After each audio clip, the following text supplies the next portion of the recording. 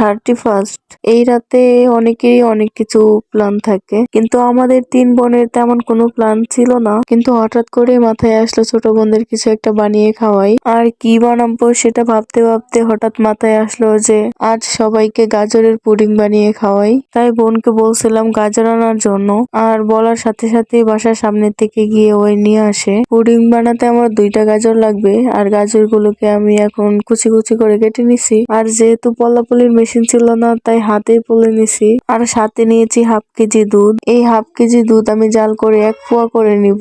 দুধটা যদি ভালো করে জাল না করা হয় তাহলে আবার পুডিংটা ভালো হয় না। এখানে একটা পাতিলে অল্প কিছুটা দুধ নিয়েছি, আর এই দুধের মধ্যে এখন দিয়ে দিচ্ছি গাজরগুলো। আর এইটুকু পানিতে আমি গাজরগুলো সিদ্ধ করে নিব।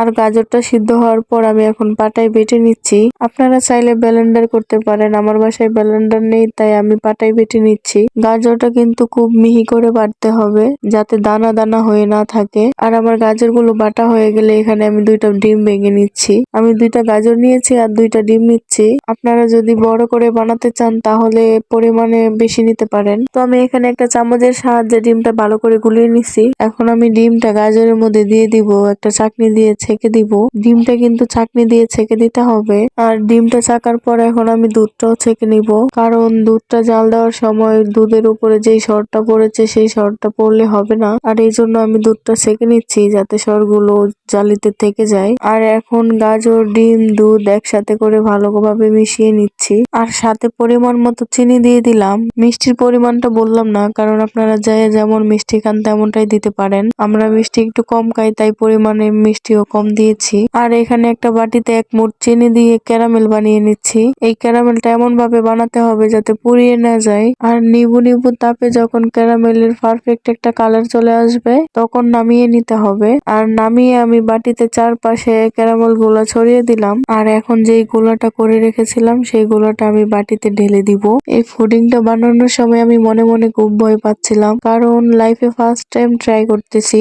আগে কখনো বানানো হয়নি আমার পুডিং। মনে অনেক সাহস নিয়ে বানাতে গিয়েছিলাম, আর মনে মনে ভাবছিলাম পারফেক্ট হবে কিনা। যাই হোক, এত ভেবে লাভ নেই, যা হবার হবে। আল্লাহর নাম নিয়ে পাতিলে বসিয়ে দিলাম। বড় একটা পাতিলে পানি দিয়ে যখন পানিগুলো বলক উঠছে তারপর আমি বাটিটা বসিয়ে দিলাম। আর এদিকে আমার আয়ান তার বড় খালামণির সাথে দোকান থেকে গিয়ে চিপস নিয়ে আসছে। ওকে নিয়ে দোকানে গেলেই ওই চিপস নিয়ে টানাটানি করে, চিপস ছাড়া কিছুই খেতে চায় না দোকানের। এদিকে আমিও পাকঘরে দাঁড়িয়ে অপেক্ষা করতেছি কখন পুডিংটা হবে।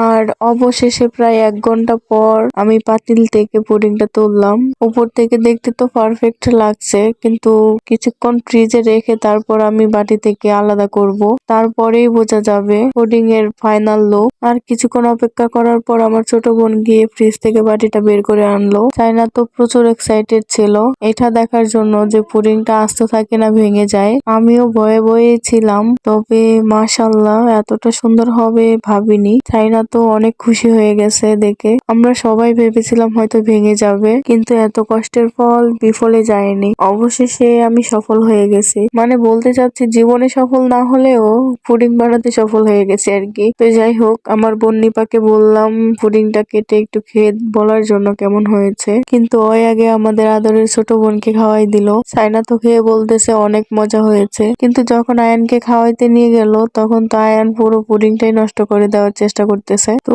আমার পুডিংটা বানানো কেমন হয়েছে অবশ্যই কিন্তু কমেন্টে জানাতে ভুলবেন না। আজকের মতো এখানেই বিদায় নিচ্ছি। সবাই ভালো থাকবেন, সুস্থ থাকবেন। আল্লাহ হাফেজ।